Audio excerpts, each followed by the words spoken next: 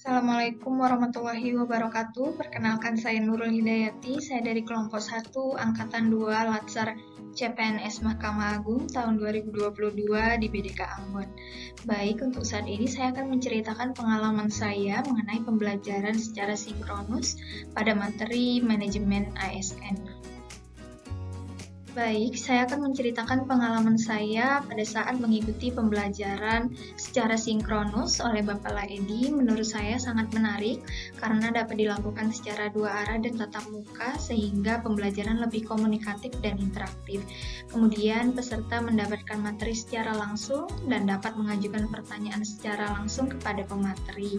Kemudian di sisi lain, pembelajaran sinkronus juga membutuhkan biaya dan tempat yang terjangkau oleh akses internet yang stabil agar tidak mengganggu proses pembelajaran.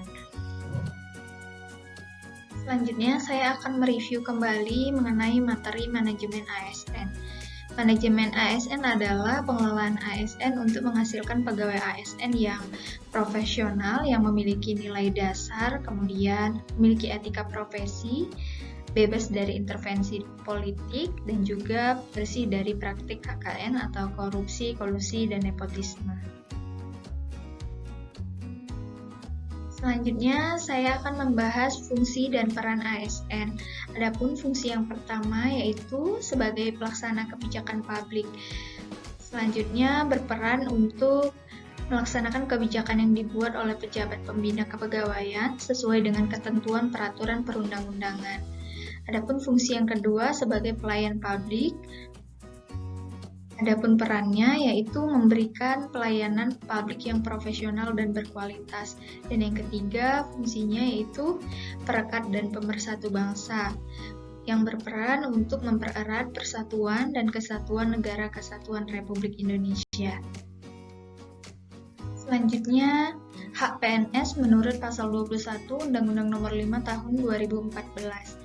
Hak adalah suatu kewenangan atau kekuasaan yang diberikan oleh hukum, suatu kepentingan yang dilindungi oleh hukum, baik pribadi maupun umum. Adapun hak PNS yang pertama itu ada gaji, kemudian ada tunjangan, baik tunjangan untuk anak istri, tunjangan beras, dan tunjangan lainnya.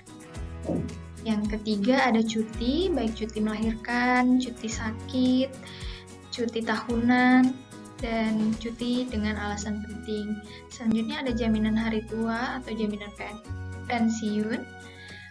Yang kelima ada perlindungan, dan yang keenam ada pengembangan kompetensi. Selanjutnya kewajiban PNS. Kewajiban ASN atau PNS yaitu suatu beban atau tanggungan yang bersifat kontraktual, sesuatu yang sepatutnya dilaksanakan oleh ASN. Adapun kewajiban yang pertama yaitu setia dan taat pada Pancasila, Undang-Undang Dasar Negara Republik Indonesia tahun 1945, Negara Kesatuan Republik Indonesia, dan pemerintah yang sah. Yang kedua, menjaga persatuan dan kesatuan bangsa. Yang ketiga, melaksanakan kebijakan yang dirumuskan pejabat pemerintah yang berwenang. Kemudian yang keempat, mentaati ketentuan peraturan perundang-undangan. Yang kelima, melaksanakan tugas kedinasan dengan penuh pengabdian, kejujuran, kesadaran, dan tanggung jawab.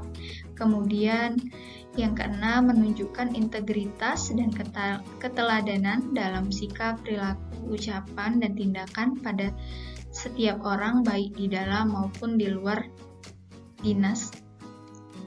Yang ketujuh, menyimpan rahasia jabatan. Yang kedelapan, bersedia ditempatkan di seluruh wilayah NKRI. Selanjutnya, kode etik ASN yang pertama, melaksanakan tugasnya dengan jujur, bertanggung jawab, dan berintegritas tinggi. Yang kedua, melaksanakan tugasnya dengan cermat dan disiplin. Kemudian, melayani dengan sikap hormat, sopan, dan tanpa tekanan. Yang keempat, melaksanakan tugasnya sesuai dengan ketentuan peraturan perundang-undangan. Dan yang kelima, melaksanakan tugasnya sesuai dengan perintah atasan atau pejabat yang berwenang.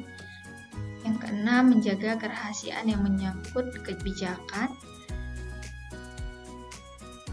Yang ketujuh, menggunakan kekayaan dan barang milik negara secara bertanggung jawab, efektif, dan efisien. Yang 8, menjaga agar tidak terjadinya konflik kepentingan dalam melaksanakan tugasnya. Yang 9, memberikan informasi secara benar dan tidak menyesatkan kepada pihak lain yang memerlukan informasi terkait kepentingan kedinasan. Yang 10, tidak menyalahgunakan informasi intern negara, tugas, status, kekuasaan, dan jabatannya untuk mendapatkan atau mencari keuntungan atau manfaat bagi diri sendiri atau orang lain. Yang ke-11, memegang teguh nilai dasar ASN dan selalu menjaga reputasi dan integritas ASN.